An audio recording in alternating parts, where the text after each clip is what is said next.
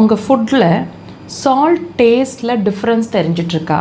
இப்போது உங்களோட உட்காந்து ஒரே மாதிரி ஒரே உணவு, வீட்டு உணவு சாப்பிட்றவங்களுக்கு மற்றவங்களுக்கெல்லாம் சரியாக இருக்குது சால்ட்டு, உங்களுக்கு மட்டும் கம்மியாக இருக்கிற மாதிரி இருக்குது, நீங்கள் இன்னும் போட்டு சாப்பிடணும், அதாவது சால்ட் இன்னும் ஆட் பண்ணி சாப்பிட்ணுன்னு விரும்புகிறீங்க.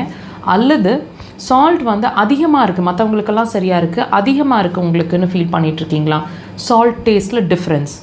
அப்போ கண்டிப்பாக இந்த பதிவு உங்களுக்கானது தான்.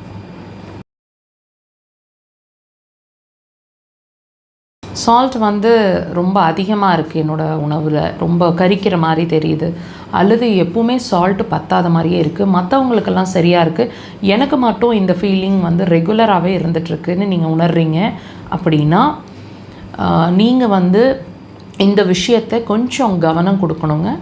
ஏன்னு தெரிஞ்சுக்கலாம்.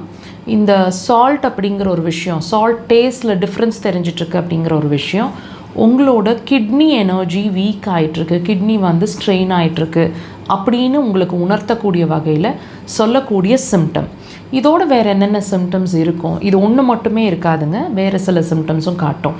பர்டிகுலராக காதில் வந்து இரைச்சல் சவுண்டு, பஸ்ஸிங் சவுண்டு மாதிரி இருக்கிறது, இரைச்சல் சவுண்டு மாதிரி இருக்கிறது, குடைஞ்சிக்கிட்டே இருக்கணும் போல் இருக்கிறது, காதில் நம்னஸ் மாதிரி இருக்கிறது, சூடு கொப்பளங்கள் மாதிரி வர்றது, அல்லது அடைச்சிக்கிற மாதிரி இருக்கிறது, இந்த மாதிரி ஏதாவது ஒரு விஷயங்கள் உங்கள் காது சார்ந்து இருக்கும்.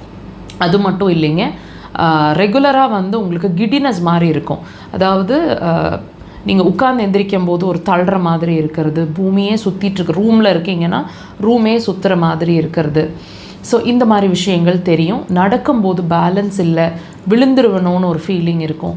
லாங் ட்ராவல் பண்ணிங்கன்னு சொன்னால் கால்கள் சொரந்து வீங்குற மாதிரி இருக்கும்.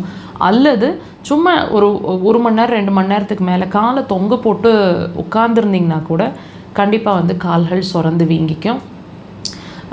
நிறைய வந்து முடி கொட்டுற மாதிரி இருக்கும். யூரின் போகிறதுல டிஃப்ரென்ஸ் இருக்கும். சிலர் எரிச்சலாக ஃபீல் பண்ணுவாங்க, நுரைச்சி போகிற மாதிரி, யூரின் நுரையாக போகுது, யூரின் அதிகமாக ஸ்மெல் இருக்குது, யூரின் கம்மியாக போகுது, அல்லது அதிக தடவைகள் யூரின் போகிறோம். இந்த மாதிரி ஏதாவது ஒரு விஷயம், இடுப்பு வலி இருக்கும், இடுப்போட அள்ளைகளில் வலி இருக்கும், ரெகுலராகவோ ஃப்ரீக்வெண்ட்டாவோ அல்லது அப்பப்போவோ அல்லது குறைஞ்சபட்சம் ஒரு முறையோ கிட்னியில் ஸ்டோன்ஸ் ஃபார்ம் ஆகிருக்கிறதுக்கு வாய்ப்பு இருக்குது. ஸோ தயவு செய்து இது எல்லாமே ஒரு விஷயத்தை தான் உங்களுக்கு உணர்த்த விரும்புது, உங்களோட கிட்னியை நீங்கள் ஃபோக்கஸ் பண்ணணும்னு சொல்லி. தயவு செய்து இதுக்கான இம்பார்ட்டன்ஸை கொடுத்து அக்குபஞ்சர் ட்ரீட்மெண்ட்டை உடனே ஸ்டார்ட் பண்ணுங்கள். உங்கள் கிட்னிஸை சேவ் பண்ணிக்க.